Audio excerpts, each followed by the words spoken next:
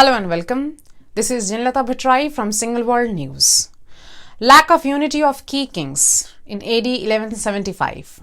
Turkish chief izz-ud-din Muhammad, the nephew of ferocious World-Burner of Ghur, invaded India. The impact was borne by three powerful princes: Prithviraj of Ajmer, Jayachandra Gahadavala of Kanauj, and westwards and Mularaja II Chaulukya of Gujarat.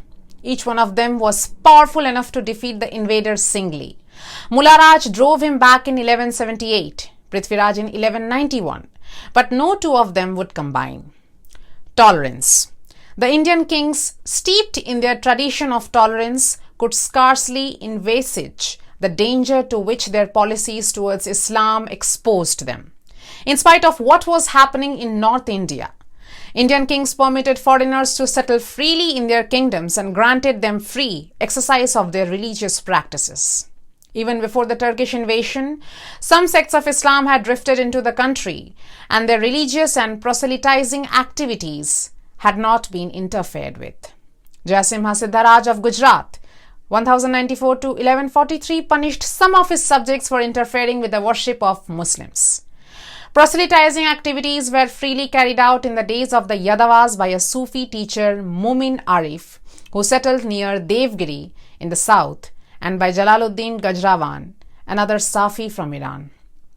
Sarangadeva of Gujarat gave a grant for a masjid to the local Muslim community of Prabhasa Pattana with the blessings of the high priest of Somanatha, when for the decades the Turks had been destroying thousands of temples in Varanasi and other sacred places. The whole fight was to establish Islam.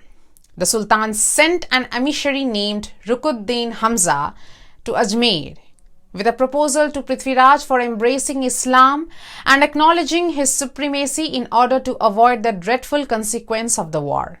The Chahamana king treated the proposal with the contempt it deserved. Small contingent was not the issue.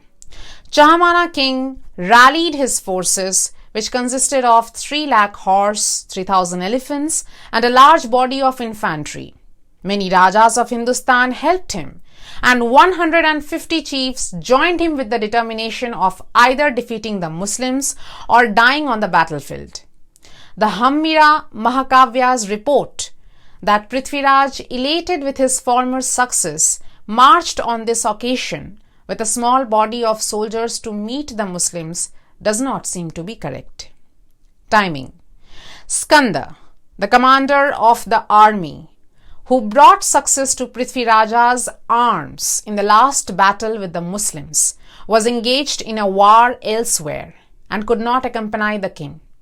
Another lieutenant named Udayraj, who was to join him, delayed in starting from the capital. Govindaraj of Delhi joined him on the way.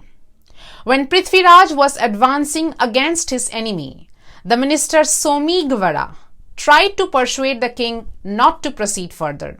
The king suspected him of treachery, cut off his ears, and dismissed him. Someswara turned a bitter enemy of the king and joined the Muslims. Prithviraj, with his vast army, reached the battlefield of Tarain. Izz-ud-din Muhammad, after conquering Tabarinda, met him there. Strategy and lack of morality.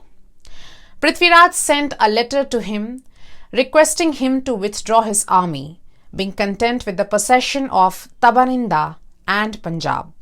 This gave the Sultan an opportunity to defeat his enemy by a stratagem. He replied that he could not retreat without the permission of his brother, at whose command he led this invasion. He, however, agreed to a truce till he received instruction from his brother on this matter. The Chahamana army, relying on the assurances of the Sultan, went on merrymaking during the night. The Sultan instructed a batch of soldiers to keep the light in the camp burning in order to make a show before the enemy that the Muslims were encamped, and made preparation for a sudden attack. He marched with the main body of his soldiers throughout the night by a different route, forded the river before dawn, and attacked the rear of the enemy. A confusion broke out in the Chahamana army. But Prithviraj skillfully brought out his cavalry and frustrated the attempt of the Sultan, who returned discomfited to his camp. He now took recourse to a new artifice. He divided his army into 5 divisions, one consisting of 12,000 cavalry and the remaining 4 of 10,000 light-armed horsemen each. These 4 smaller divisions carried on successive attacks on the Chahamanas on the right, left, front and the rear from the morning onward. Each time the latter made counter-attacks on them. With their elephant, cavalry and infantry, they retreated, pretending flight. By the afternoon, the Chahamanas got extremely tired, when the Sultan with the bigger division made a vigorous attack and completely overpowered them. 1 lakh of the Hindu soldiers lost their lives. Lack of vision. It is passing strange that Prithviraj had not taken any adequate measure after his victory at the Tarain to prevent the second invasion of izz-ud-din Ghuri. Nor is there any evidence to show that the great Sena king bestirred himself early enough to stop the marauding excursions of Muhammad Bakhtiyar in Bihar and Bengal. While individual courage and bravery were certainly not wanting, there was lack of wisdom and statesmanship, of the knowledge of the outside world, and also of a desire to keep abreast with the spirit of the time.